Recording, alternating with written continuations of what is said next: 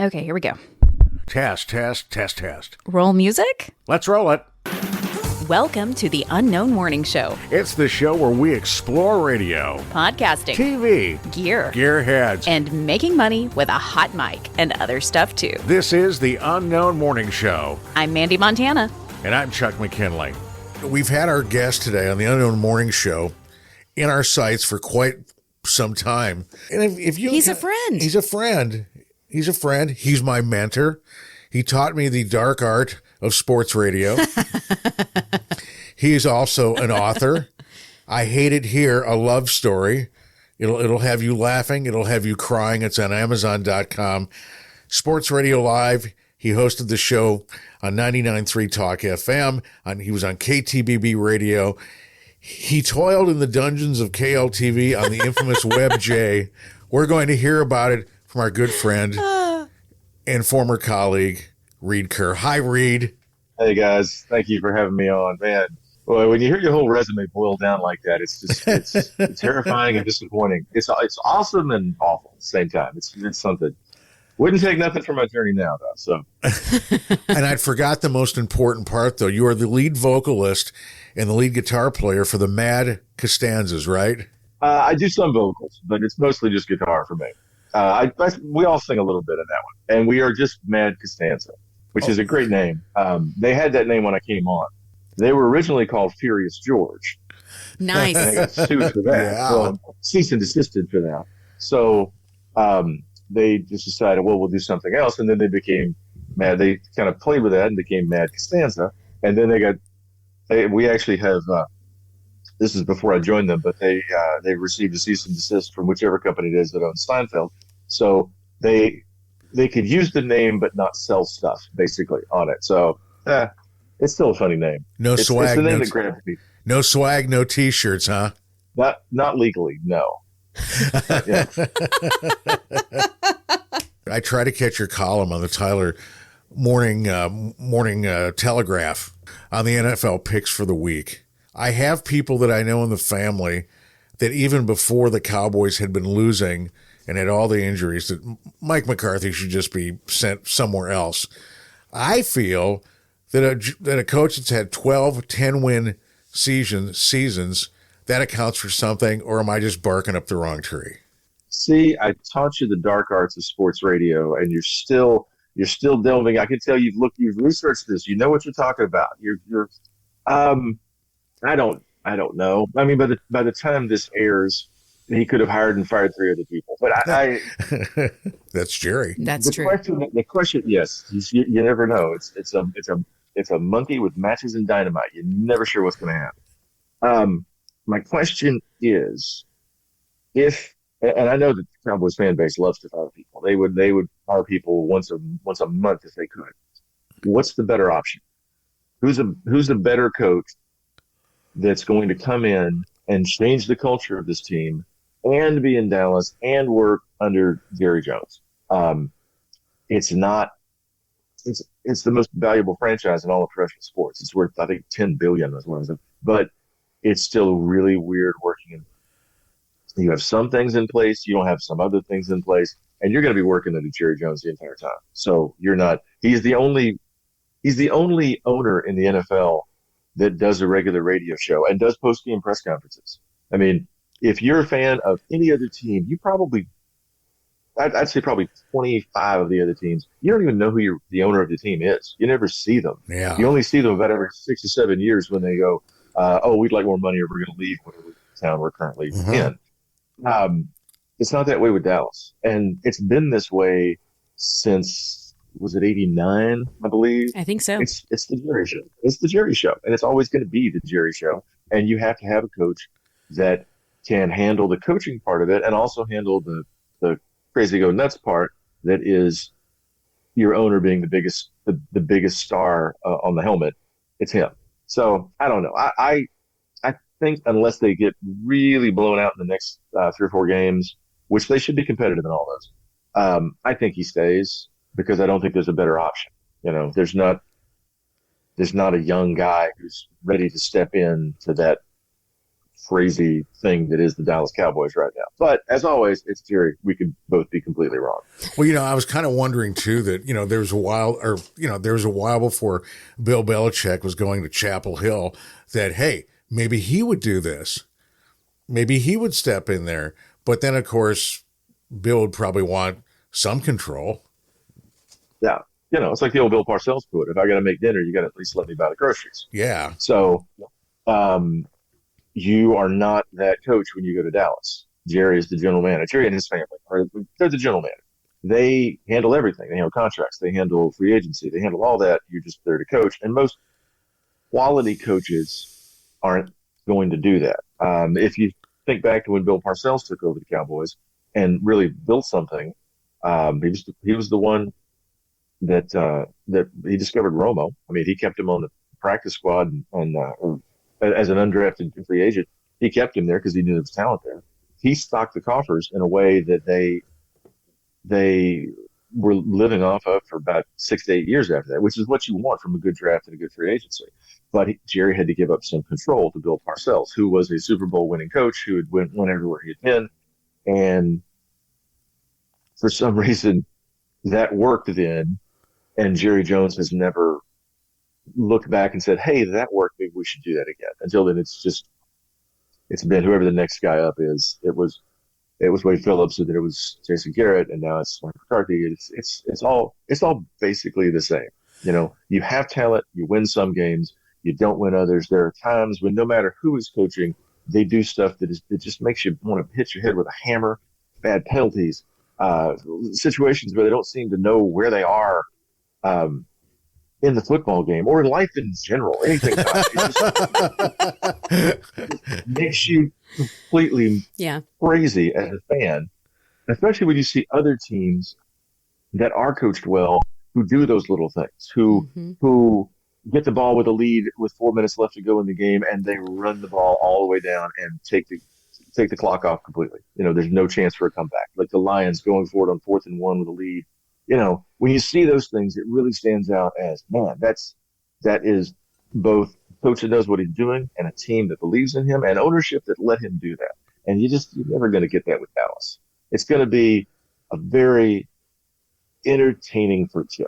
And that's one thing that my whole career has been based on, just talking about the Cowboys, because they have a rabid, insane fan base. And I mean that in the good and especially the bad ways, because they will talk about it anywhere, anytime, and it does not have to have any basis in reality whatsoever. So, that's where we are from.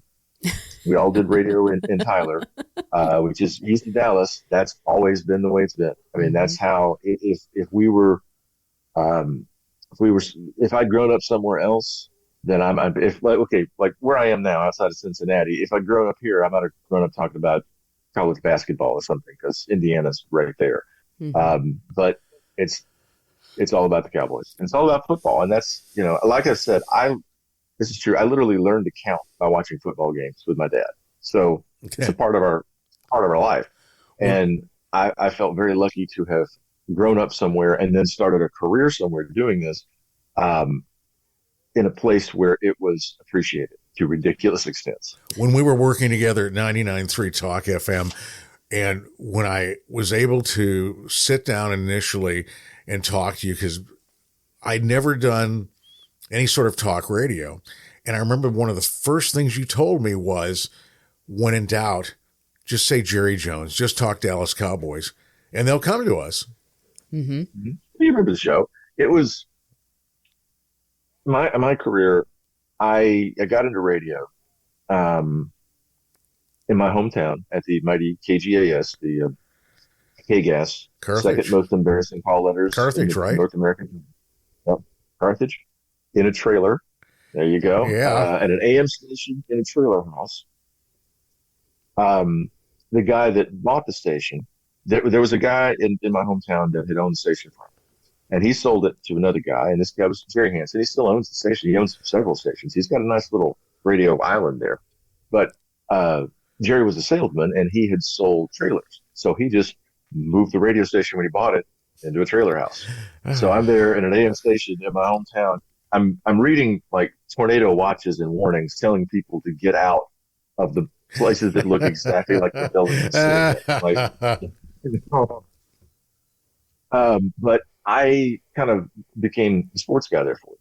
And I'd always loved sports, especially football, but it was the kind of thing that, the things that you need from local radio and television, your local coverage, and sports and weather, especially weather, are always the big things. So I just kind of got into sports there. And so by the time that we worked together, which would have been 2009, um, I I had this kick down. I knew it was. I used to work with a guy on a morning radio show that whenever we had a slow day, this was late '90s. Whenever we had a slow day, he would somehow find a way to bring up that he didn't like Bill Bates, and Bill Bates was a safety for the Cowboys, classic like little white guy that everybody loved, like the Rusty Greer of football. Tried hard, play, big special teams guy, and for some reason my partner didn't care for him, and the phone would light up. So you know how to draw a crowd. By the time we got together, I knew when I was putting that show together, I wanted something that it worked on the national level, and I think it worked locally a bit. But if you have football, if you have local, you lead with that. And this was my same attitude on television. If you have something good, you lead with that. Obviously, if it's football season, you talk to them. If the Rangers in the World Series, which actually did happen for us once, Yeah, I think it did. not in Yeah. a good one. You lead with that. You lead with what people are talking about. But you also have to know that there are going to be a lot of times that there is no big story. If you follow national sports, there are times where they're talking about stuff that is just not. They're making something out of nothing, and I didn't want to do that because I had too much respect for our audience, and I also did not want to pander like that. So I knew going into it, well, if there's Cowboys news, we're going to talk Cowboys. And with you coming on board, I thought that was great because I wanted a sports show that really wasn't that much of sports. I mean, if you look back on that, and that's my last time in radio. That's it for me. I'm done. But I finally got to do the show that I wanted to do, the show that I like to listen to from national hosts, but a show that is about what people are talking about, and not like full on guy talk like the Ticket in Dallas and that kind of station has popped up doing, which is good, but it's not my thing. I wanted to be able to talk to people about stuff, about intelligent stuff, about not pander to them, and actually bring up things that I thought were interesting or things that were entertaining. The pop culture stuff. Yep. It's kind of everywhere now, but what we did with that, I still think it would have worked, given a better budget and actual checks to cash. Those things would have helped us a lot. Some marketing to let people know that you were on the air. Yes, Yeah. yes. I mean, we were on the air for a year, and our ratings had pulled even with the station across the street where I used to work at. That they had been on the air since I was in college, so they had like a 15-year lead on us, and we pulled even with them. So, and that's what I loved about you, Chuck. You did the work because you weren't a sports guy, and I didn't want sports guys. Because sports guys are generally speaking boring. They think everyone cares about the exact part of sports that they do. But Reid, I refer. I was going to say the thing that I was in awe of you and Craig Smoke is that you guys could break things down. I don't know. I knew roundabout stuff, but that was it. And you heard me tell you this. I could give you a hairbrush, jam you into a corner and say 3 hours of sports, start talking, and you would do that. And I only had to do that 3 days one time when Brian Houston was sick, but it's a big art. It's hard to do, and people do not appreciate it. When people are bagging on their favorite sports guy, like, I hate Joe Buck, I'm like, dude, go do it. Go do it. Yeah. Good luck. Yeah. Okay, Stephen A. Smith is a guy that everybody loves to crap on. Stephen A. Smith is on the air for like 29 hours a day. Wow. He's occasionally going to say the wrong thing to somebody. He's Yep. doing his radio and his show and the other shows, everything else he drops in on. He's always on ESPN. He there is a limit to the amount of intelligent things that a human being can say, just in general. And because of that, you find yourself saying dumb stuff occasionally. But what you want is to minimize those and be ready. I used to do this. I would have evergreen stories, stories that could work anytime. And I would just put those in my back pocket. I remember there was a story that I had. I was trying to merge onto Grande, which is a big, incredibly. It's a street in Tyler that to merge onto Grande is about as easy as standing flat-footed and leaping onto the moon. It's hard. Yeah. Every time we change the traffic, it gets worse. And a guy flipped me off in traffic. Yeah. Because I was trying to. Not cool. And it was one of those. Long story, but he flipped me off because I got in front of him, but we were still jammed in traffic. So he was angry at me because I gained 6 feet distance on him, because at the next light he was still right behind me. And I had this story, and so I was like, I can make this a good story, but I don't have a chance. Well, one time we were it was a Friday night, football Friday night.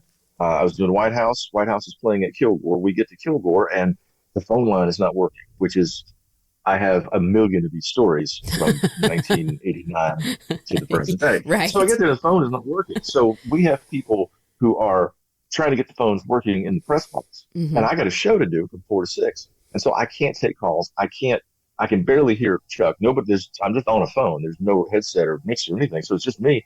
So the first hour, Chuck, you were just bringing me back in and then handing it off to me, because there really wasn't that much interaction. So I just told a story and I just stretched it. I'd got 20 minutes out of this story that could have taken 30 seconds. You just have to know.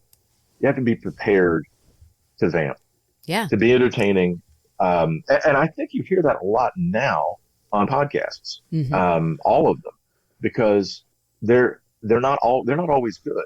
But the thing that we were talking on the radio about, no dead air, you just have to keep talking. And that's the way that it seems to be a lot of podcasts are, that they are dependent on the person being interviewed as to whether or not it's going to be that good. But you have some that have good interaction, and that they're ready to entertain. And that's what I always wanted. I wanted to entertain, inform when possible, but if not. And that's one reason why having you as a part of the show was so important to me, because you weren't a sports guy, you were a radio guy, and you had done way more radio in that way than I had, because I did a little bit of music and then pretty much went into sports and talk. So I needed you there for the pacing. I needed you there because I knew that you would work whatever it was we were doing. I knew you'd work at it. I knew you would set it up and be very informed about it when it came time to talk. And then I would set us up with bits like, I like the lightning round and some of the other things that we do. It would give us a chance to put the work in beforehand and be funny, be entertaining, do all the things that you should be doing, but also be able to take an hour before you go on the air and lay all that out, and take a half an hour to an hour to write a good 6 to 8 minute bit and just kill with it. And that's what I wanted. I wanted people to never know what was coming, whether it was sports or whatever else we did. And I wanted all of us to be involved with it, because I think that having a good cast of people who are funny and know what they're talking about, at least most of the time, that's half the battle today. And then people want to be a part of it. I think the one oh, go ahead, Mandee. I was just going to say, as somebody who wasn't part of the show, but was around, I really enjoyed listening to it. Do you hear an echo? Well, thank you. I'm hearing an echo. I don't hear an echo. That's weird. I have a lot of guitar stuff back here. Would you like me to give you an echo? I get an echo, some distortion. I can get whatever you need. It's the first time it's happened. Are you wearing headphones? Yeah, I've got earbuds in. Yeah, so it's something on my end. I'll figure it out. Okay. You can adjust it out. I have the over-the-ear earbuds. Yeah, but it just started now. Yeah, I tried to talk and then it was a problem. Okay, now we're fine. We're good. Okay, and that's the great thing about this, that we're not live. I can put us up on Audacity, splice, smash it together, and nobody knows. Yep. I think the thing that just confounded me when we were doing sports together, Sports Radio Live, is like you said, this, and I didn't know anything about the ticket, but what I know about sports radio now, it was kind of this hybrid of that. Like you said, not all guy talk, culture talk, sports talk, and exciting stuff, and not just connect the dots like, throwing a coach on and saying, what's going to happen this week with your team. And of course they tell you nothing. Yeah. We had to do some of that because that's what people expect. But God, those are always the worst. The second worst interviews. The worst interview is when you have to talk to a kid, and the kid doesn't know Yes. you, and the kid doesn't even know what radio is anymore. I remember while we were doing the show, Dangerfield had another one of their great runs, and I was talking to a kid that played for them, and I couldn't tell if it was like a bad connection on the phone or just a bad connection with me and this kid. This was never going. And at one point, I asked him something, and there was dead air, and I heard he had taken the phone like away from his face, and he was yelling at his coach, "What did he say?" It was not. I remember we that. didn't send that one. We didn't send that one to the Smithsonian to make sure that stayed a part of radio forever. So, but yeah, like try to balance those things out with entertainment. You got to do some things, but I just, whatever I did and whatever I do now, I want people to enjoy it and never want to miss it. If you missed our show, or if you missed me on KLTV on Sunday night, or you missed me playing with Matt Costanza or Second Spin or whoever, I want you to feel like you missed something. Like there was something that really was entertaining that now you got to ask somebody about, or I guess now see if it's on YouTube or whatever. But that to me is the show part of what we do. You have to make that connection and give people a reason to listen to you, to watch you, to come out and see you play, to do all that. You've got to put that first and foremost above, even above information. Even if you're wrong, be entertaining about it. Well, one of the things too that I loved about, any of our shows on 99.3 is it wasn't like anybody walked into the building and thought, we have a 2-share. We're getting beat by Mineola, by Camu and Mineola. Just give up. It's just, we all came to play every day. We played hard, and to me, it was like, no, it's like we're in Dallas, except we weren't. But, it was the same care of getting things done. And that's and I always tell people that it was the most fun I've ever had in radio. And I've been like, in my KNUE years in the 90s, we were a 20-share station. We threw our jock straps out during every book and expected to just beat people into submission easily. But it wasn't.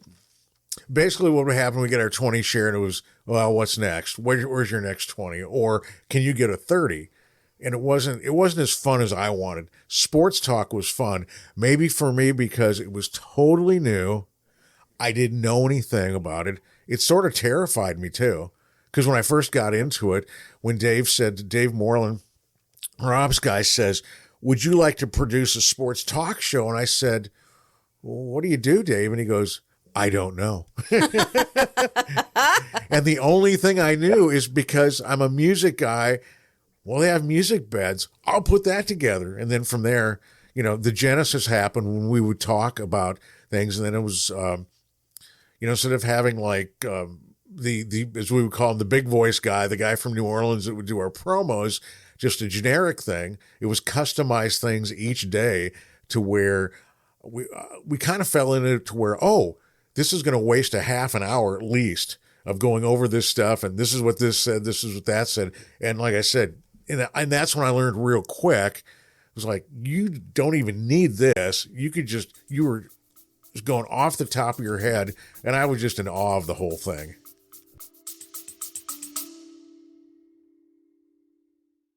buy me a cup of coffee, Mandee. Yeah. I've seen that on other podcasts. That's literally... Yeah, it's like a virtual tip jar. It's really that simple. So you go to the show notes, click Buy Me a Coffee, and then you have an opportunity to support the show in any way you like. Imagine yourself going to coffee with Chuck and myself and saying, hey, I like what you do on the show. I'm going to buy you a cup of coffee. Only all you have to do is click a link. It's that simple.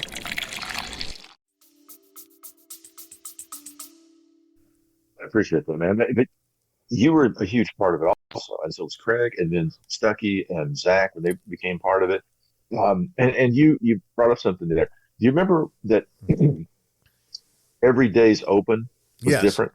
Yes. You know, okay, I don't want you to miss the open. I want from the time the news turns off and this show comes on, it's going to be something new. It's going to be something that you have not heard yet.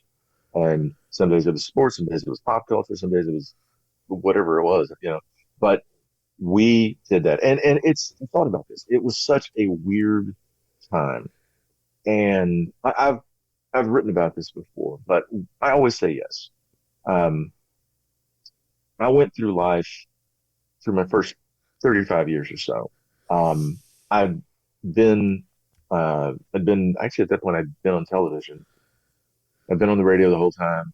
I'd had a lot of jobs that, as you guys know, a lot of jobs that people think are great and pay nothing. So I had an impressive resume if you've never seen me struggling to pay the water bill. But I had reached that point and I hadn't done anything. I had stayed pretty much where I was. And the book, I Hate It Here, Love Story, came about because I had never really left. I'd never really done anything. You know how it is, Sandy does. Growing up in Texas, you rarely leave Texas. You vacation in Texas. It's just so big. And we're the not states around Vermont. us. Yeah, No. yeah, we're not. You don't just pop out, to another state for lunch. Plus, the other states around us really are not great tourist traps. So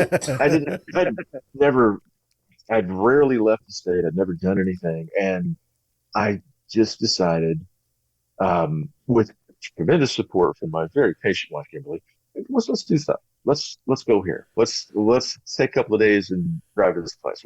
Let's get a cheap flight and fly over here, and that has carried over to everything. So you just say yes, and that radio show, the day that I was offered that job, I was at KLT.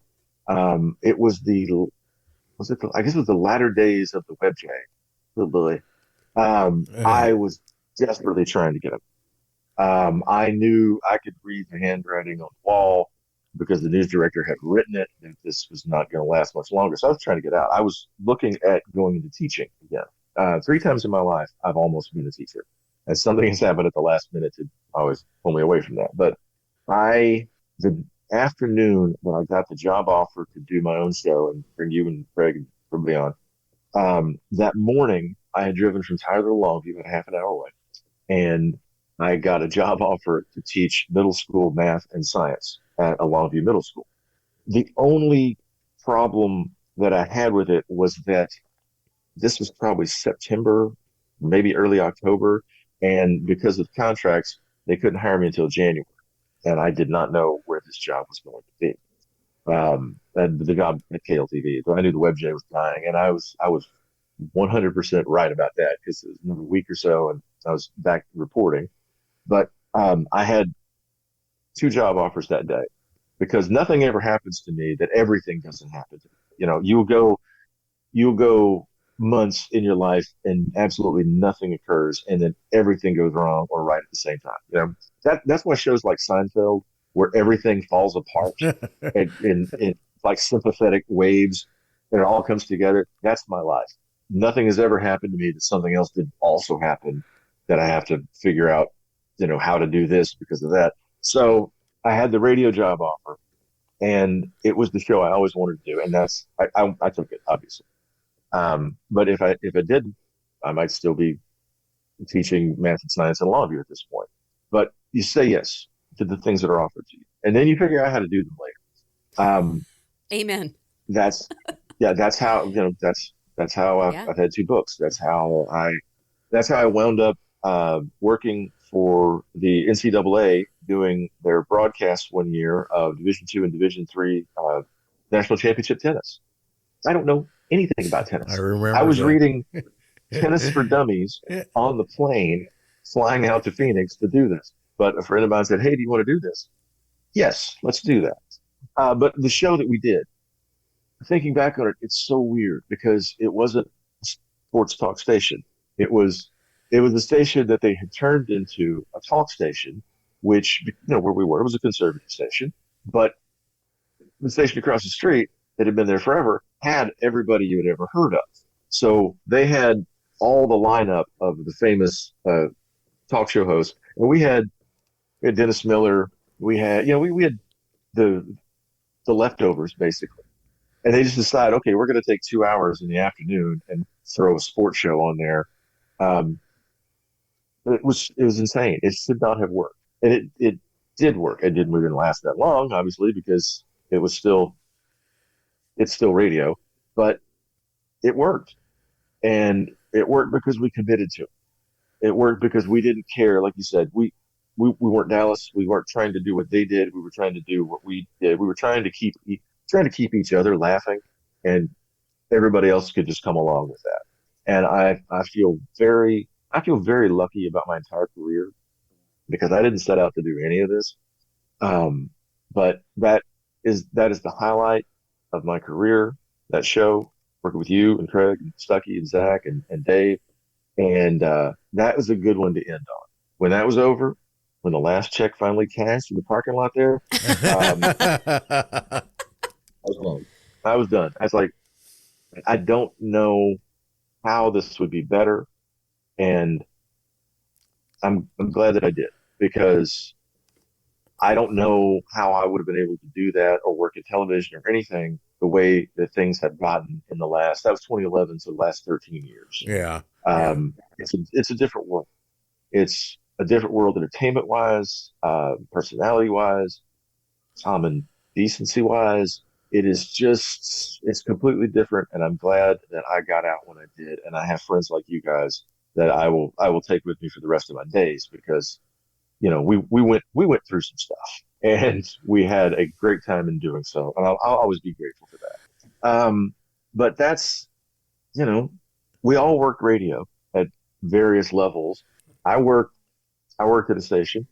I won't say which one it is, but it's not hard to figure out because it was in a trailer. I worked there, and we used to get paid every week. And 1 month, 4 weeks in a row, my paycheck was incorrect in their favor.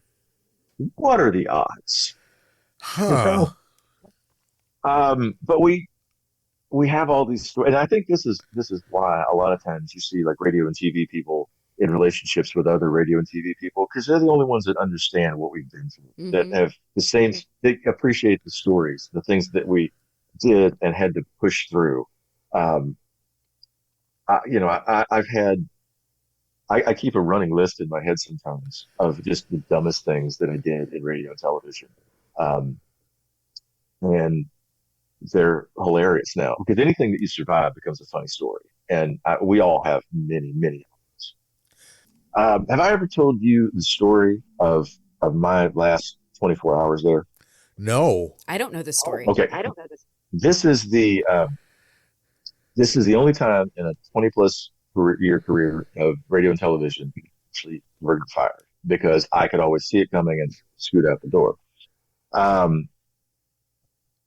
knew that they were going to make the switch to Brian because friends of mine that knew Brian, he was supposed to keep it quiet and he didn't. So I get a call from a friend. That's hey, awful. That's awful. It's awful. like, oh, that's so I knew this for a while before it happened. I had one of those trying to friends get too. out. And once again, I was back in the teacher education program, Region 7 over there in Kilgore. Great work those people are doing. And I was interviewing for jobs, and this was, I think this was right after the whole lockout lock-in. Oh God, awful! I'm sorry, I just had a nightmare. Oh, yeah. That is the only radio promotion that I've ever been in, the lockout lock-in, where at 2 different times during the promotion, I thought somebody I worked with was dead. That's the only one. So Anyway, so I knew Brian was coming. I was trying to get out because you don't leave a job until you have another job. That's how I've always been. Yep. And so I was preparing for it. And it was a Thursday. I did the show in Longview at Dudley's. I miss Dudley's. But I would Yeah. do, for those of you who don't know, I would do my show live there. We just set up in the lobby and do the show from 4 to 6 there, and then usually have some seafood and go home. And my mom and dad had come up for the weekend. They came up from Beaumont. So they drove 3 hours up to see us. And I actually have a picture of my dad sitting next to me on the little stools there, or the pews there in the lobby. And he's got headphones on. He's leaning over listening to me. It's one of my favorite pictures my wife took. But we go home. And that night I get a call from Dave. And Dave says, "Hey, I wanted to warn you, I got to call you and tell you we're having a meeting tomorrow." And I say, "Oh, so it's just finally going to fire me and bring in Brian?" And he was like, "Yeah, how did you?" Don't worry about it, Dave. Dave is, as you said, he didn't lie to you. He's a straight up guy. I love working with Yes. Dave. I wish I'd done more of that in my career. He was always music, but yeah, absolutely, love Dave.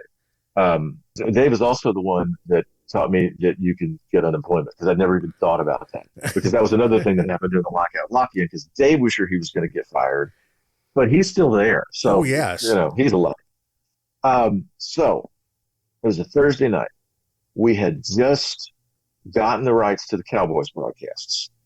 Remember that? That was a big thing. Well, yeah, but There was a Cowboys preseason game that night, because this is mid-August. So I tell mom and dad about it. They're all shaken up. I'm like, I knew this was coming.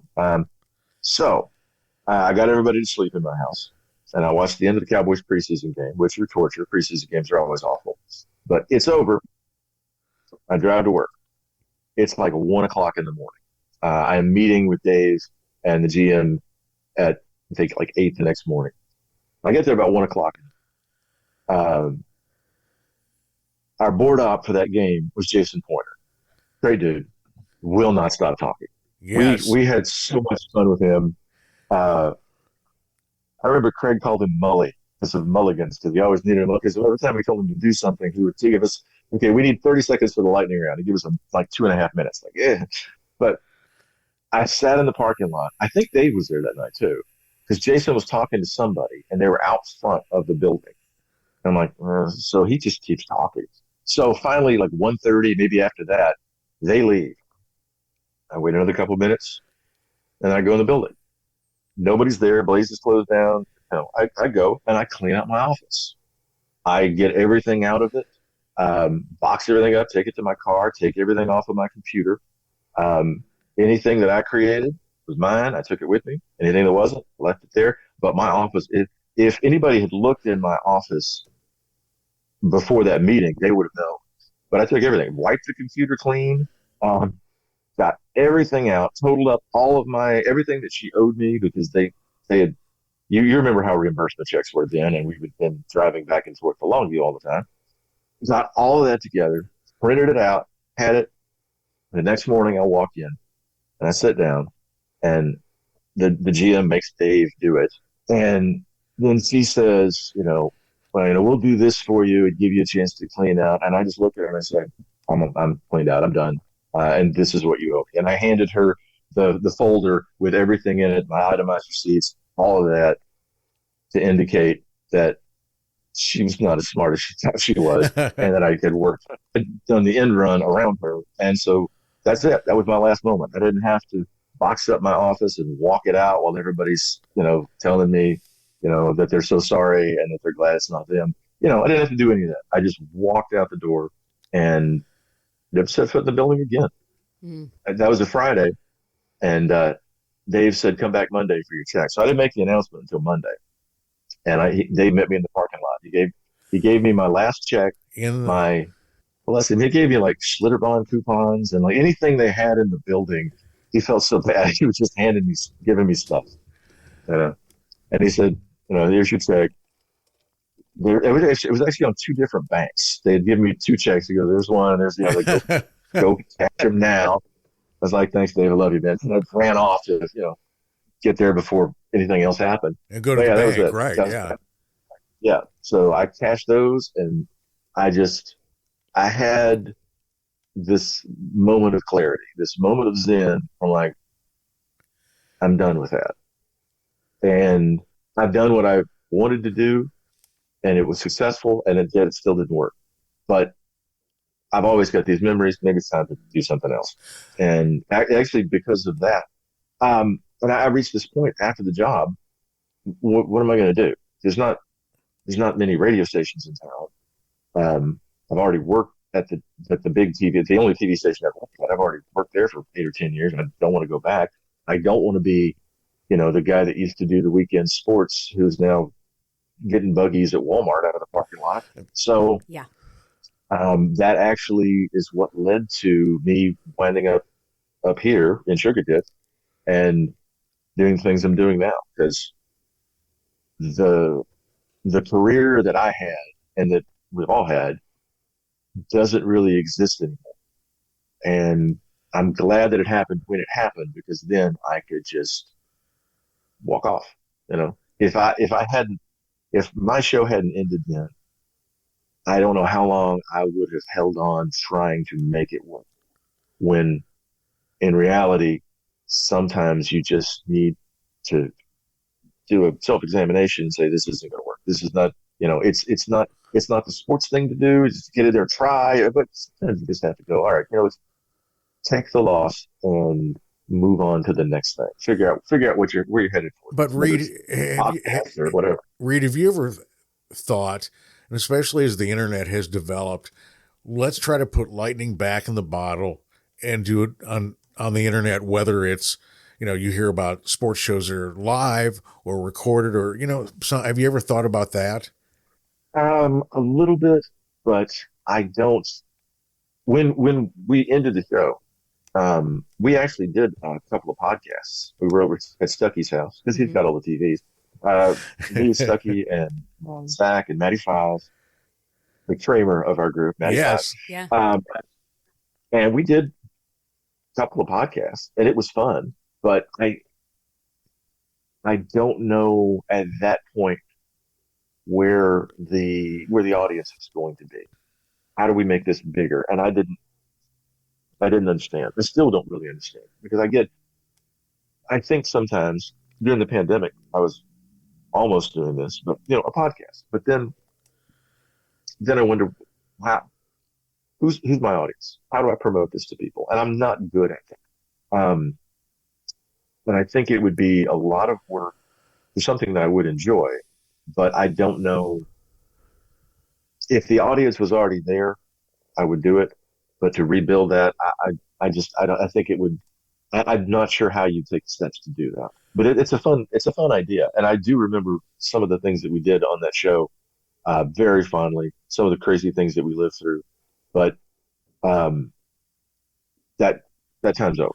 Well, I remember you had given me an assignment, I think maybe after the 3 or 4 months, and you said, I have this idea, and it's called the 3 Stars of the Week. And because you knew I was a hockey fan, and you said, what if we did a combination? Can you write something that would be maybe 3 minutes long, and that it would cover sports, maybe a couple sports items and one of social media, or what's going on socially? What do you think about that? And I was like, oh, okay. And, you were great with that, because I would roll it out and you'd say, well, maybe it's a little long. Let's, I think my first effort was like 6 minutes. And you're like, let's trim this down to about 3. But it was great fun to do. To me, it was exciting. Like I said, it's since I'd never been involved in anything like that. It gave me this feeling of, oh, okay, I can jump in 9 feet of water and I'm going to be just fine, because I got my broadcast snorkel on. That's what I wanted from you. I mean, it was my name on the show because I was coming from television. Because to this day, still in Tyler, people will stop me at Walmart and ask me what happened to Jimmy. These things that just how it is. But it was a team effort, and it always was. And I wanted to get. I always saw my role as I was the point guard. I was the distributor. I could get mine whenever I wanted to. I could be funny, I could bring up stuff, whatever. But I wanted you to have your own segment. Craig did a segment on UFC stuff back then. Stuckey did a NASCAR thing. I wanted everybody to have the chance to shine, your chance to write and figure out what you want to do, and learn. You learn by doing. And if you write something that's too long, we say, well, okay, well, then you chop it down, or if it needs whatever it needs, and you learn how to do that. When I got to television, I knew how to tell a story. I had no idea how to tell a story for television, and that was one good thing about Gale TV. They didn't let you suck. They brought in consultants. They had meetings. They would teach you to do it, and it's a very weird experience overall because I was accidentally in television, but I appreciate the lessons that they learned, and I always wanted to make sure that whoever I was working with got their chance to step out, to learn, to make mistakes and get better, and have your own segments. And those were not just learning experiences; those were good for the listeners also. So I think the guys that do a 2 or 3 hour sports show, and it's just them. That's very boring to me. Then you're completely guest dependent. I think the ones who can bring in, not a full on like morning zoo, because I never really appreciated the morning zoo part of things. That's kind of low hanging humor, usually low hanging fruit humor wise. But those that have the ability to say, I don't have to be on the air all the time. Do your thing. That I think builds the show and builds the audience, and it marks a team, and not just a show, a team of people trying to entertain you. Well, I think it allows people to feel like they can be a part of the show, right? Like it allows your listeners to feel like they can call in and be part of it because they hear other people being part of it too, right? All right, yeah. You have a show that I'm on. Well, okay, Chuck's also on it. Chuck's doing a thing. Here's 3 stars of the week. Well, here's Craig with some fight talk. Here's Stuckey talking about gambling, or whatever it is. Yes. Everybody's involved, and if you're listening, you can be involved too. And that's one thing about where we were. We had to take calls, and we didn't. Whatever you call to talk about, we were going to talk to you. Whether it was what we were talking about or not. If you just called and had something insane to rant about the Kenny and Gladewater kind of stuff, then we were going to let you on. Oh my gosh! Thanks for the memories. Yes, I think we have way too many Kenny and Gladewater stories. But when Kenny, for those of you who know, Kenny and Gladewater was a guy that used to call all the radio stations. You couldn't tell if he was nuts or if he was doing a bit on you, or maybe both. But he had a certain way of talking, and people loved to hear him because he was clearly insane. He could talk about wrestling for a long period of time, especially when you weren't talking about wrestling. We could be talking about the Super Bowl, and they'd be like, "Stone Cold." People, when I was at KTDB, people would come up to me at remotes and think that Kenny was like what was a Sam from Sales, the character on WBAP. Yes, they thought he was a bit. He thought he was one of us. No, that dude is walking around like a human piece of protoplasm with a job and he had a bike. I don't know if he had a car, but yeah, he exists. When he started calling our show, I was like, we've made it. Okay, because he's been calling the other show across town for 15 years. I was wanting to put on promos. The show Kenny and Gladewater listens to, I knew then we had made it. Hey, Reid, remind me, y'all had a wrestling belt that you competed for each week. Like, I bet you probably still have it, but remind me what that was. I saw it last night. We did a thing. Okay, here's another interactive thing. We did a thing called the Perfect 10. Yeah. And we would bet 5 not high school. You don't do that. 5 college and 5 pro games, and then one wild card that you would pick. And whoever every week, whoever won for that week would get to carry the belt around with them. And we have pictures of us, with everybody holding the belt at various places. It was funny. It was. I don't remember how it came about.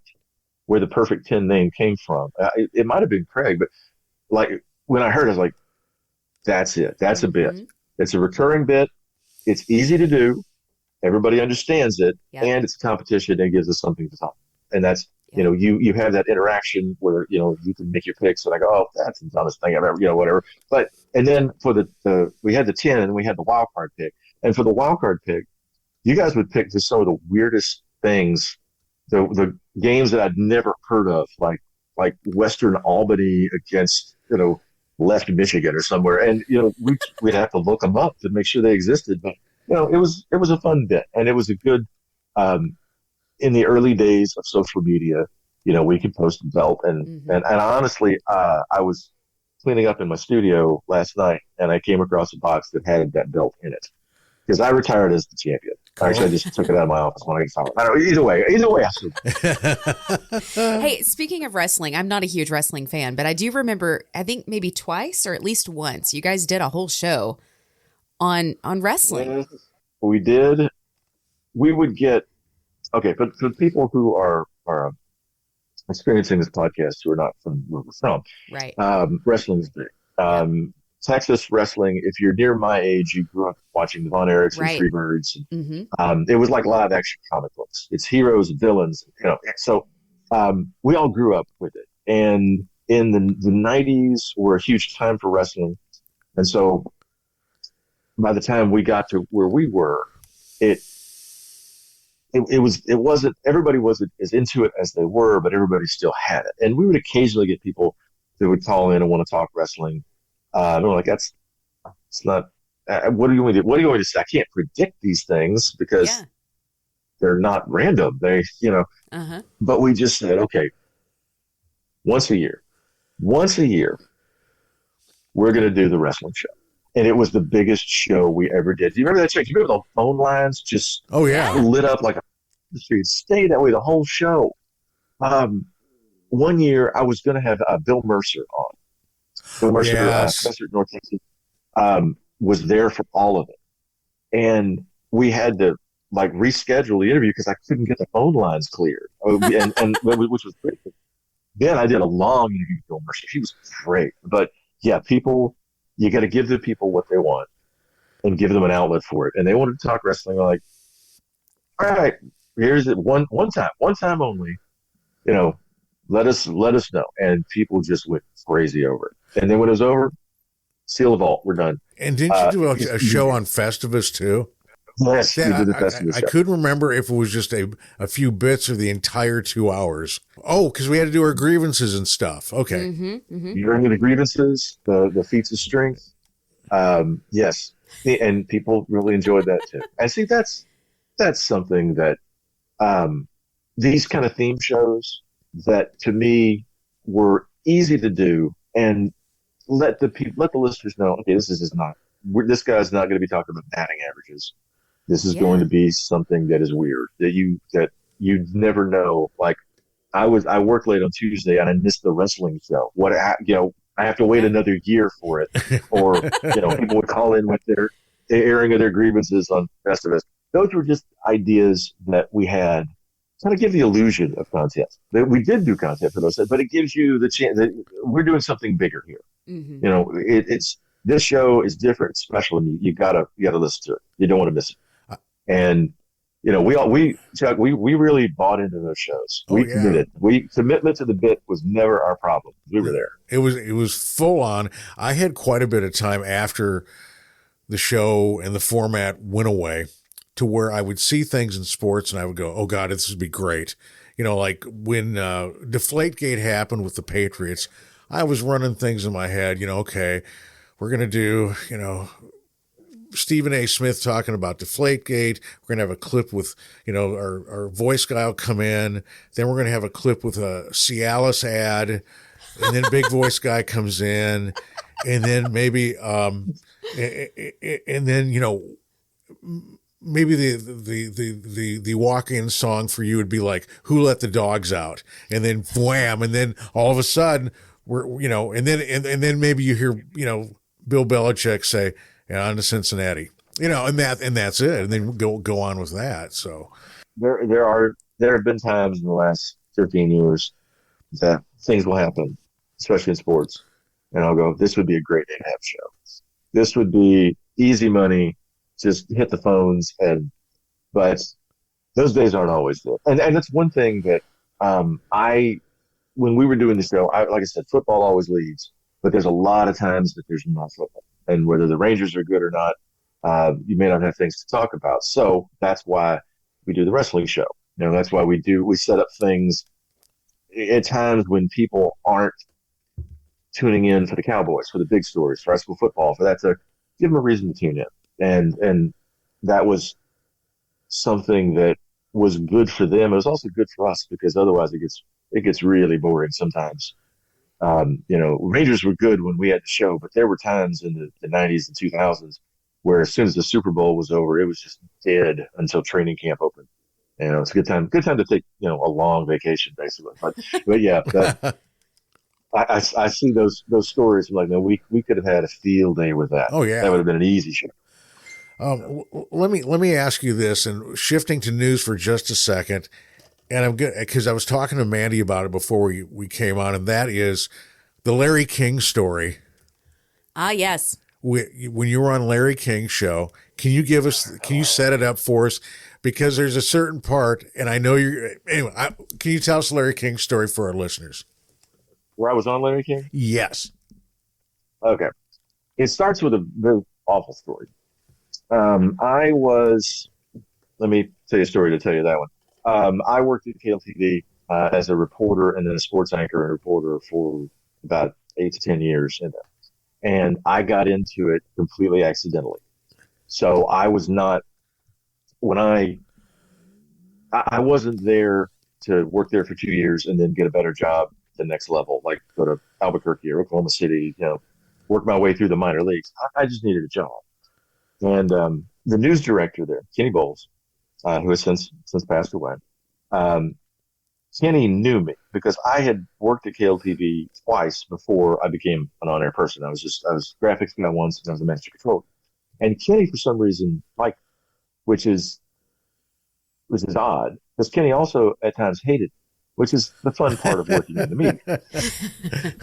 But he knew me from when I was working Master Control, and he knew that I also was doing a morning sports talk show on KTVV, where I had, and he knew that I was writing for various places at the time. So he told me once, and this was 2001, early 2001, I had gone back to Carthage. I was working at K-Gas there. After my daughter was born, my wife and I decided we wanted to move back to where we were from. This is what we refer to as the big mistake. So we got there about a week later. We're like, this town doesn't have a bookstore or books or anything, and the football team wasn't even good at that. So so I was trying to get out of that, which is another radio story. And I may have to do my own podcast where I just talk about how horrible my radio is. But anyway, Kenny Bowles called me. I go over to Tyler. I have lunch with him, and he says that he's read my writing. He's heard me on radio. He thinks he could turn me into a reporter. And I said, "Oh, that's very flattering, but I want you to know. I mean, I know you've seen what I do, but I have never taken a journalism class in my life, not even in high school. I mean, I write, but I didn't do that. But if I get the job, if it would help, I could take journalism classes out of the junior college." And Kenny just laughed and he looked at me and went, "That's not as important in our profession as you might think it would be." And he was 100% right, because it was not. We weren't busting Watergate or revealing the Pentagon Papers. We were just telling stories. We're just finding something that happened and telling people. But I didn't want to do that for the rest of my life. So I was the weekend guy, because the newest guy is the weekend guy. And the weekend guy, you're on call for everything. And we get a story about a woman who had killed her kids, Deanna Laney. And it's a very sad story. Yeah. And that was one of the ones that led me to realize I got to get out of this, because this is not for me. There are people that can do this, and bless them, because they may. But because of that and the national attention it got, it was honestly probably a slow news day. We find out the next day that Larry King is leading with this story. And CNN calls us and wants us to give him a reporter. And so they said, well, it's your story, go do it. So my wife brought me the good suit and came up to work, and I was in the break room and she was like trimming my hair. Not this hair. It was much smaller than and I go out and I'm on Larry King. When I talk about my career and how I have Forrest Gumped my way through life, there's no better example of it than me accidentally being on Larry King. And it was just surreal. I'm standing there. I'm next to I don't know if he was a sheriff or a coroner or somebody, but he had like a Joe Bob name, like I'm from the country, but I hold some kind of position in this county, and it's odd. And so it's like me, and then I slide over, and then Joe Bob comes in. I don't know how any of this happened, but I did win a $5 bet with Joe Terrell, who was our lead anchor. He's not a news director there. He's a great dude. That I wouldn't call Larry King Lair, and I did. Well, Lair. Boom. Was it worth the $5? It was worth $5. I also won $5 from Brad Conaway, who was our executive producer at the time, once when I referred to a creek as a crick on the air on purpose. So these are the things, a lot of things I do in my life are solely for my enjoyment. A lot of jokes I tell, I'm the only one laughing, but that's how you got to be. Yeah. And the weird thing about the Larry King story is that I'm on Larry King and I call him Lair, and I go back in and I can tell that all of the other reporters, they're all younger than I am because I started late. They're all like happy for me, but also really jealous of me that I was on Larry King accidentally, because they wanted those stories. They wanted the horror stories, the things that make national news for all the wrong reasons. And I could tell that what the story was didn't matter to them as much as the acclaim would have been for being on the show. And if I had never had to cover that story or some of the things that I did, and I never was on Larry King or was ever on television, I would be completely okay with that, because that was not, I'm a song and dance, but I'm an entertainer. I want to make people laugh. And I was able to do that. They were able to turn me loose on some things in television, but for the serious stuff, I just always felt so completely out of place. Just I felt wrong. There's a reason I've never done news, Reid, and it has a lot to do with that. I think it too, and I feel like maybe you are a little bit the same. I have such a strong sense of empathy that it like kills my soul that I have to tell the story. Like I care so much that if I don't get it just right, if it's not perfect, if I'm not conveying the right message, then I feel solely responsible for it. Like it's too heavy, too heavy on me. I'm like, I don't need that kind of responsibility. Yeah. And that's something that I think the viewers, the listeners, civilians, they take it for granted that everyone is able to do that. And we're not, because when you have that empathy that we need as human beings, it's really hard to turn it off because it's not what you should do. And you used to do that for your career, but you shouldn't do that as a human. You should still realize, okay, I'm telling a story about this horrible thing that happened. Well, it happened to somebody.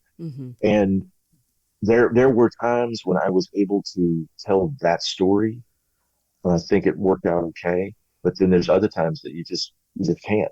And it's just, you are just the person who is there delivering bad news, basically. And it's really hard, and it's difficult emotionally. There were some stories I did that, they stayed with me for days and weeks, and there's not, by the time you get there, there's nothing you can do about it. You're just a witness to this thing. Right. And so I was glad that I had to do some of those stories, but Seven kind of saw me as a wild card. They would give me the weird stuff. They'd send me to the state of Texas fair and do stories for a week, or they'd send me out to do this goofy thing. Especially when I showed them like the kind of weird stories that I was able to tell. So I didn't have to do so much of that. And then when I moved to sports, obviously it was a lot easier because if anything really bad happened, like when the coach got shot, news took that immediately. So it was a lot easier. But when I see people on television whose job is basically to report on trauma, I always wonder about those people. I mean, if how they deal with it. Mm-hmm. Same. I know you've got some crazy stories from when you were WebJ. I feel like I vaguely remember something about you in a hot car. Like, did you sit in a hot vehicle to determine like how terrible it was to leave a locked child in one or something like that? Yes, I did. Yeah. This was before the website. Actually, Yeah? This is the only thing I ever did as a news reporter that got a claim, and I won an Associated Press award for it. It was summer in Texas, and there had been several stories about people leaving dogs or kids in cars, and it's such a dumb thing that you would think would never happen, but it happens. Yeah. And this is how much I hated the morning meeting.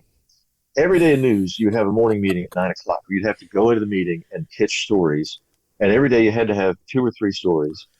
And you had to be ready to do them that day. And the news director or whoever was on call that day would listen and give you one of them or not. And if you didn't have it, then they sent you back to the newsroom to find more stories. So it didn't matter how good your story on Wednesday was or how late you worked. Thursday morning, you had to show up with ideas. And they would shoot down a lot of my ideas, probably for good reason. But I saw those stories and I thought, well, why don't we show what happens? I mean, I am... for anybody that's never seen me, I'm a very white guy. I'm very, very pale. I can sweat like the son of a gun. I thought it would be a good visual, and I was exactly right on with that. So yes, we had 2 paramedics come out. They put me in the KLTV parking lot. I got one of those thermometers that you put like outside in your garden, like the ones that are that big, and I just put it on the dashboard, closed the door, and I sat in there for 20 minutes. And the temperature went from 80 to 120. Oh, 120? Yes. And then they pulled me out. They said it was over 20 minutes. It went up about 2 degrees a minute. And so Wow. Lynn Mitchell was the photographer. Did a great job on it. Lynn's shooting me through, and he's like shooting the word paramedics, and sweat's dripping off of me. And the thermometer, I mean, it was rising. And at 20 minutes, they said, "Oh, that's enough. Come out of it." So I get out, and they have me go to I go in, I write the story, and at 6:00 I'm on set for it. So and when you have a story like that, they'll have you pitch it. So the anchors are there, and they say something, and then they pitch to you, and you tell them the story, and then you show them the story. I don't remember any of that. Oh. I don't remember the rest of that day or much of the next one. Wow. I should not have done that, but that's how much I hated the morning meeting. That I would come up with a story that injured myself. I volunteered to take Wow. what are the beanbag projectile things? I volunteered to do that, and they wouldn't let me because I was like, okay, I'll do this, and then I don't have to do anything else for the rest of the day, right? Right. Oh, okay. Okay. The other thing about that day that I was locked in my car, Yeah. Lynn and I, we were doing the story at like 1:00 in the afternoon, like it's hot as it gets. But that morning there was a call about a house fire, and we had to go to the house fire and shoot footage of that. And Lynn locked his keys in his car when we were out there. So for about an hour and a half before I'm locked in the car at 1:00, at like 11:00 in the morning, I'm standing out in the blazing sun somewhere on a county road waiting for them to come get these keys, but I'm already sweating. So Whoa. it's not a great day for me. That is No. not, you should be pre-approved by your insurance before you try any of these stunts. So yeah, I wound up winning an AP award for that, which was basically KLTV jackass stunt that I did. But it's always nice to win an award, I guess. It is, and it's important to inform the public about that. I mean, I feel like, Great visual. yeah. Chuck, I feel like you've got something for him. No, I was waiting for you to wrap up, and then what I was going to ask. So here you are. And every year I see it on your anniversary. You're out of broadcasting for what, 13 years now? 13 years. August the 18th. Yeah. And every year it comes up in my memories. So how's the music career coming? It's fun. It's something I did as a kid, and I did when I was in high school. I did when I was in college, and um, I grew up in bad metal bands, basically, and late '80s, early '90s, and I decided that wasn't my scene then, and I got out of it about 3 weeks before the opening chords of "Smells Like Teen Spirit" just destroyed that entire scene. So I got out just in time. Again, Forrest Gumping my way through life, just happy accidents, stumbling into stuff. So I got out of that, and I did acoustic solo stuff for a while. But then, you're married, you have other jobs, you have kids. I decided when Kimberly and I moved up here, after a little while, I was like, I'd like to get back into that. And so I started, um, you know, bringing out the guitar, playing, say, because I've played with friends over the last 20 years or so, but not anything seriously. And I decided, okay, I'm going to get back into this. And we were trying to buy a house in like 2017, 2018, somewhere in there, and the market was crazy. And I didn't want to be trying to get into a band and then have to stop and move everything in my house. So I decided, oh, wait, I'll just practice. So finally, we buy a house. And I'm like, okay, we're going to move in. It's the very house right here. We're going to move in, and then I'm gonna start going to shows, do open mics, I'm gonna do all that. So we moved in here March the 4th of 2020. So we moved in we bought the place on a Tuesday, and by Friday the whole world had shut down. Yeah. So there were no bands, there were no clubs, there were no gigs, there was no music, there was no outside. We were stuck here. So I started just doing Facebook Lives where I would just, come on and play. And, if anybody's watching, great. If not, it's like a practice that you have to really practice at because you never sure who's going to watch. So I did that for a couple of years until finally stuff started opening up.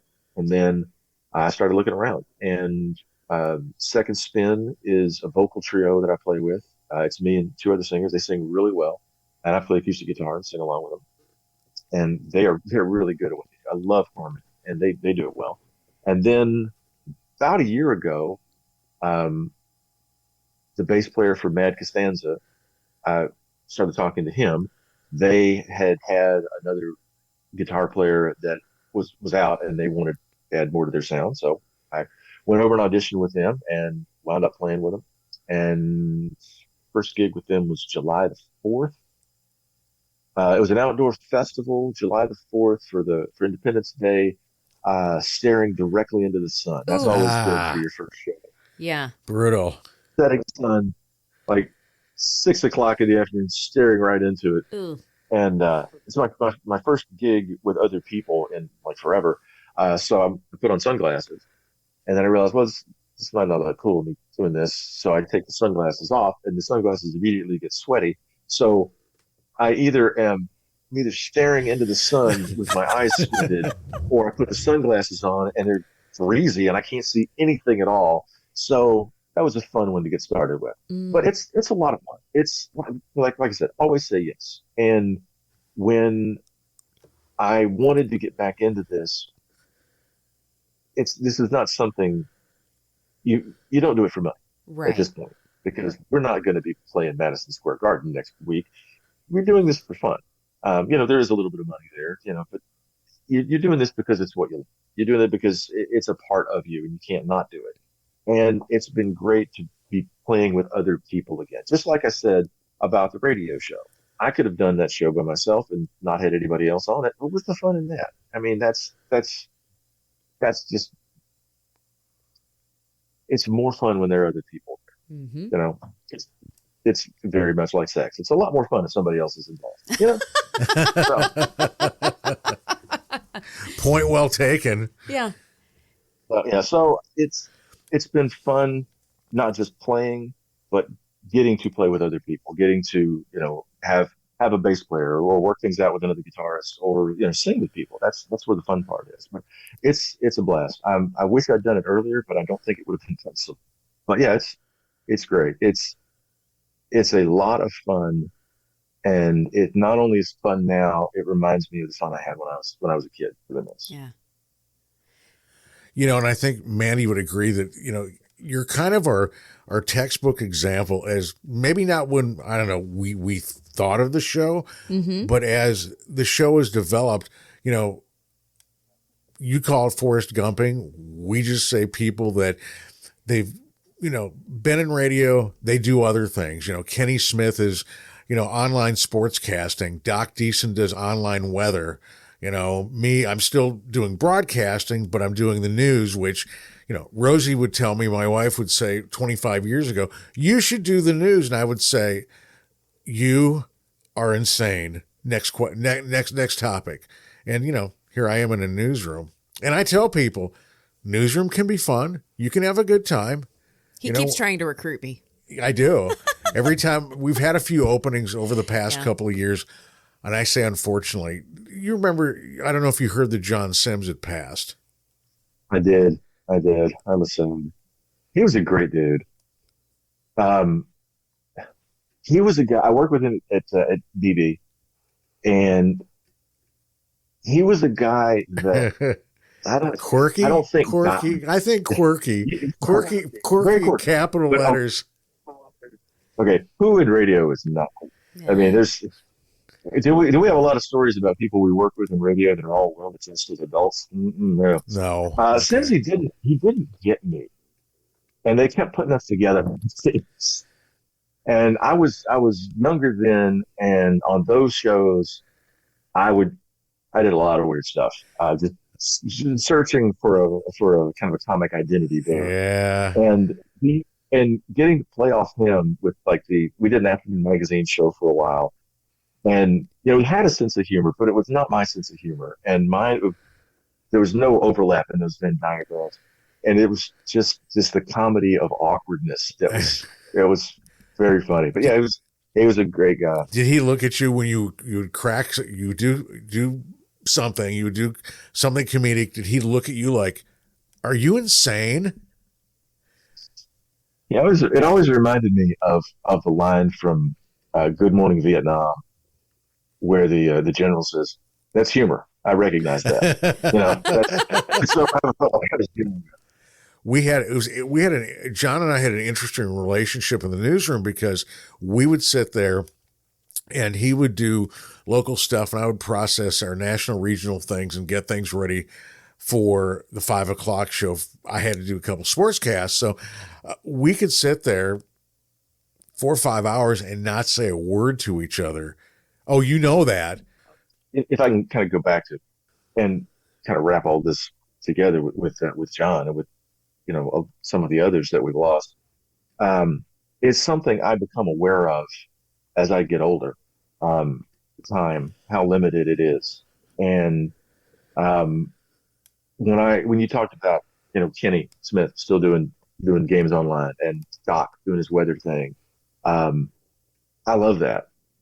Okay, I don't need to know what the weather is where you guys are from Doc. I'm not going to listen to the Mineola game just because Kenny's doing it. But I am so glad that those guys that I know and love are doing something that they love. Sure. And we don't have the time that we used to. I can remember years ago, I was talking to a guy I graduated high school with, and we realized simultaneously that we are way closer to retirement than we are from graduation. Those days, Oh yeah. the sands and the hourglass. And I think we owe it to ourselves to do those things, to do the things that we enjoy, that make us feel alive, that have been a part of us, whether it's talking about radio and TV and just telling stories again, or doing online weather, or joining a band, or starting a blog, or whatever.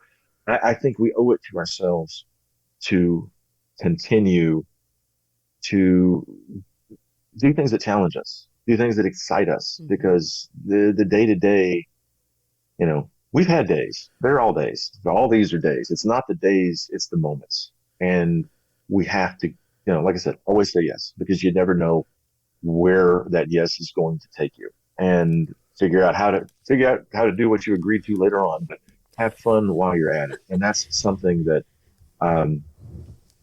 as we lose more and more of our friends, I lost a good friend of mine this last week, there's radio connection there. He was actually, David Galloway, was on KTBB, was the Midnight Minister back in the 90s. Oh. They would do a talk show with him. And, that's where I met him. And he was an Episcopal priest, there in town. And we stayed friends. He was a great music guy. His son is actually a tremendous musician, Thomas. But he passed away this last week. And I mean, it just drives home to you that you never know. Our time is limited, and it's you have to do the things that remind you that you're alive. You have to do the things that make you excited, because the day-to-day life is not always there. It's not usually there, but the moments are what sustain us. I mean, we're talking about 99.3 here and our 2 years there, almost 2 years. There were many, many days we didn't do anything. There were days that we would come on and talk about the Rangers tonight and who was pitching, and try to make some comedy, but nothing memorable. But the wrestling show, immediately. Festivus. We talked Festivus, the lockout, lock-in. Classic. The breakfast from hell. All of these things. To this day. These are stories that we have and we carry. Yeah. And it's the moments that sustain us. And you got to have those moments. Like you said, sometimes we say yes, but like in the breakfast from hell, I'll never forget that. You pulled up next to me in the parking lot and you said, "What just happened?" And I said, I don't know. I don't feel like that was effective management. I just, long story made short for people who don't know the story. Okay, yes. I was doing a show. It was, I believe, September 12th. Was it right before Veterans Day? It was the day after the September 11th anniversary. Okay. And because I can remember this, because I started the show mentioning it, because the NFL had done a big thing, big patriotic thing to start. And we just kind of mentioned that in passing. And then we went into the show. And after the first hour, Dave comes in and he goes, "Man, I don't know what to tell you, but she wants me to take you off the air." I was like, "Why?" There's something you said. And I'm thinking, what did I say? I don't know what I said. And so Dave pulls me. I get a text that she wants to meet me for breakfast the next day.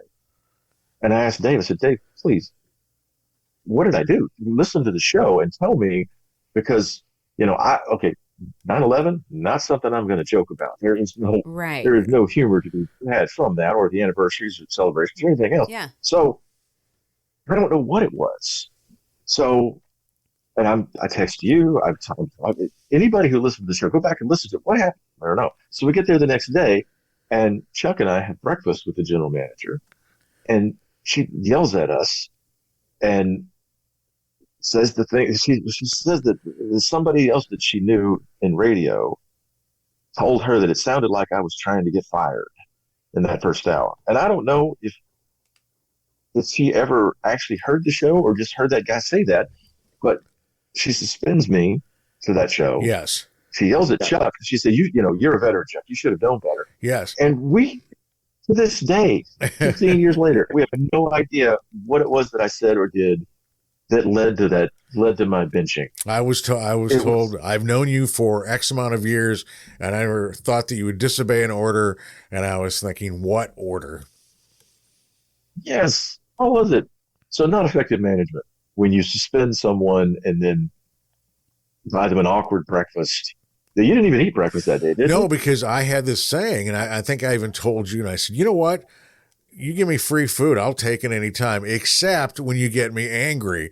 So when the waitress came up and said, "What would you like?" And I said, "Oh, I'll have a water, please." And that was it. I'd like water. But I remember what she wanted from the show was more sports. Mm. And because we had been doing a thing with Stuckey, remember we had done the bracket of 64 Yes. NCAA tournament style movies he'd never seen, because Chris Stuckey was a guy who was a listener to the show, who made his way to regular and lifelong friend. And Stuckey had never seen most of the movies we were making jokes about. So we Yes. laid out a bracket. We would have people call in and, say, and we did this over the summer, when it's dead. Before the football season starts again, we had to have something. And that's a great, call people up. Okay, Blues Brothers or Animal House? What should you watch this week? People call in. And she hated that, apparently, because people liked it. And and I remember that afternoon, I was going to have Ken Bethea of the Old 97s on the show. Ken's from Yes. Chapel Hill.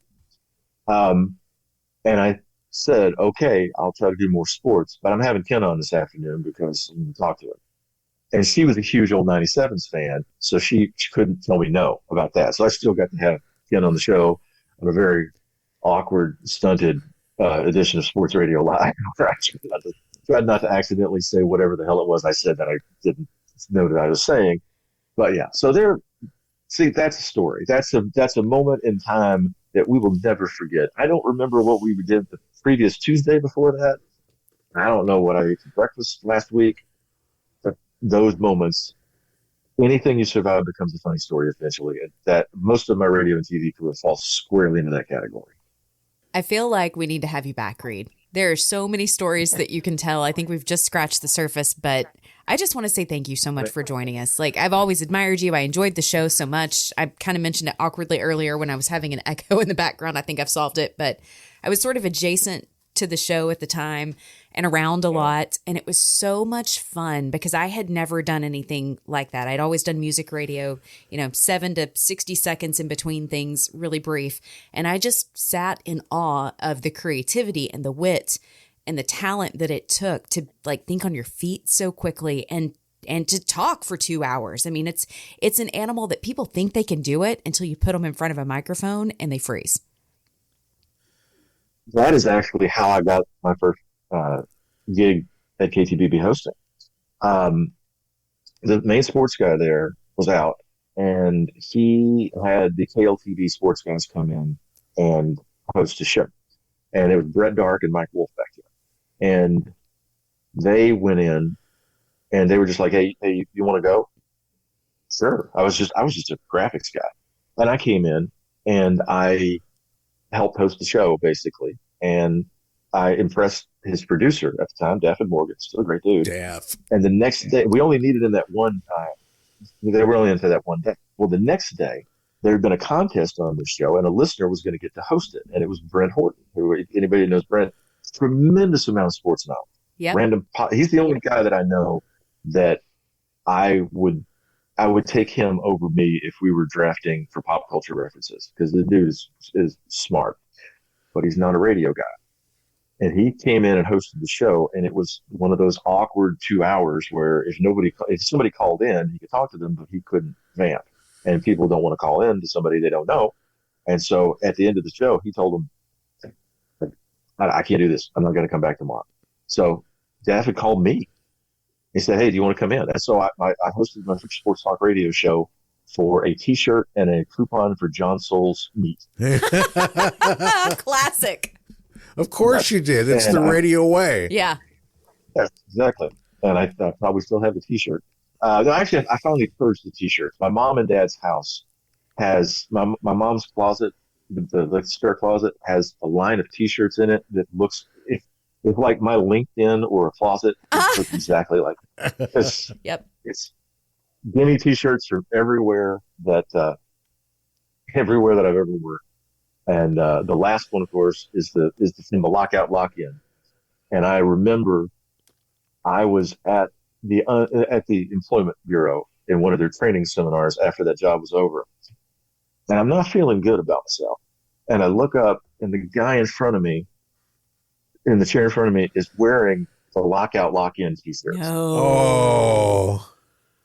Okay, so I have to ask, and you can tell me no. You can tell me no, but I feel like we've teased this a little bit. Can you tell the story of the lockout, lock-in? Oh, man.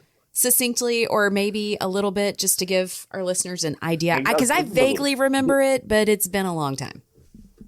this is if you ever have me back, we can do the whole thing. This is the Let's do it. worst idea of anything that has ever happened in radio. Okay. I always equate it to the stories where like a guy says, like a sports guy is like, okay, I'm going to live on this billboard until the Rams win a game, and they put him up there. Yeah. Well, it was like that, but this was open ended. It's the off season. The NFL is having a lockout, and I'll make this quick as I can. Having a lockout, and the GM wants ideas for promotions and stuff. So I give her a list of things, and you've had these lists. Yeah. It's like when I was doing the morning meeting at KLTV, if I had to give 3 stories, one of them would be something I'd never do in a million years, but you got to have something there to make the other ones look good. So At the bottom of it, I had just something about the lock-in. She saw lock-in, the NFL lockout, rather. She saw lockout and thought lock-in. And within like 10 minutes, had hatched this horrendous idea of us being locked in somewhere as long as the NFL players were locked out from training camp. Oh, dear God. Somehow, we decided to do this in Longview, which is a half an hour away from the station in good traffic. And Longview is also a place where none of us live. And we do it at the Longview Mall parking lot. There's so many things about this that are wrong. It's not a fence or anything. We have somebody come in and they put like these. It looked like we were herding giraffes there. Basically, it was just like a big kind of wooden enclosure thing. It was not a lockout or anything. Yeah. And we get a trailer there, and the Longview Mall parking lot does not have the wattage. It's where all they do the Christmas trees. It doesn't have the wattage to run the trailer.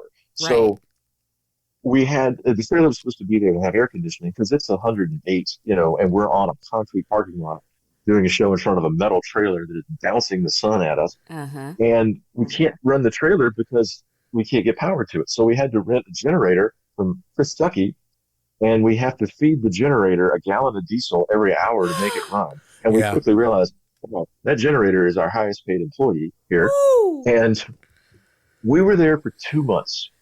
And this never worked. Never. Not. And in the beginning of it, they wanted somebody to be there all the time and like sleeping in it. And we quickly realized that's a good way to get killed. Yeah. So, because we had to hire security. Right. For whoever was going to stay there. And it was just BAAD bad. And it finally, and while this is happening, this is also the summer where our paychecks are bouncing. And we're there and the Blaze is there. And the difference is that people really do listen to the Blaze, and then there's us. But the Blaze is having like amateur rap contests in the parking lot, and it's. I was glad to be with the Blaze, but you have old school R&B and hip hop and conservative talk. Those things they shouldn't be in the same parking lot together. Right. So 2 completely different audiences. So we all just sit around all day talking about how messed up this is. And I remember some of the Blaze guys at one point, like actually talking about a mutiny, about leaving and driving to College Station, wherever the owner lived, and telling him what was going on. Wow. Yep. Yeah. It was so bad. And it was 2 months. I believe it was 48 days. And the last day that it happened, and we have all this, they buy all this stuff for promos, and no one shows up. It's fun. Stuckey came once. He was there for like 10 minutes and left because Stuckey is smarter than all of us put together. Wow. And Stuckey was loyal. I'm surprised. Wow. Right. Well, I'll do my segment from my house for air conditioning. Thank you. Yeah. The last day, no one shows up to break it down. I'm finishing my show, and they've just canceled the lockout. Everybody's going back to work, and no one shows up to help break stuff down. They finally found out about it, but he had something he was doing. He had to come back over, so it like an hour before he could get to me. Matty 5, bless him, Matty 5, our Kramer. He is having his birthday meal with his mom and dad somewhere. Here's the lockout is over. like a superhero seeing the bat signals, like, I gotta go, and just leaves his birthday dinner to come. Oh. And the last day, it finally rained. 2 months with no rain, boiling hot out there. The last day, it started pouring rain on us while we're throwing all this crap in the back of the truck. And I have a picture of me. I posted it on Facebook, doing the Shawshank pose in front of the trailer, just soaked in dirt and water and everything else. Wow. This is about 10% of the story, but it was the worst radio idea that I have ever been in or heard of. Well, okay, so now it was hot out there. There were at least twice I thought people were there. I have a thought here, and Chuck, you can tell me if you're up for it. Okay. I feel like we should reassemble the team and do a sports radio live reunion if you're up for it. And invite Craig and Stucky and Matty Five if he's up for it, and Zach too. I mean, I'm trying to think. Am I missing anybody? No, but I think that's it. Yeah. Yeah. We could zoom it out, right? I'm just thinking about all this nuts. Oh gosh, it was so much fun. Matty, I'll tell you this. I don't know if Matty Five would do it because he might be busy, but no one would know what he was be busy at because I don't know what he does. Well, what about the pro putting? Is he doing pro putting still? I don't think so, but I don't know. Every time I talk to him, he's just kind of vague about stuff. I know he was like, is he a hitman? He's doing like driving for UPS or something over the holidays to pick up extra money. Okay, and I know that this is the kind of guy Matty Five is. He was trying to make some money for something. Medical bills, I think. And his dad said, well, would this be worth anything? He pulls out his wallet, and his dad pulls out a ticket to see Elvis. What? From, I think, the 60s. Oh. That is where his dad met his mom. That was their first date. And his dad, Bill Bellner, has carried this ticket in his wallet ever since then. And it's in great condition because he had it up against something. But so he gives it to Matty, and Matty puts it on eBay. And Darren Ravel, sports and media reporter, actually interviewed him about it. I mean, it's an incredibly touching, heartwarming story about this ticket. But of course, he still sold it. Yeah. It's these are the kind of stories that, like I say, that you carry. You know people, and those people bring their lives into your lives. It's sometimes it's not good, and those people then you block on Facebook.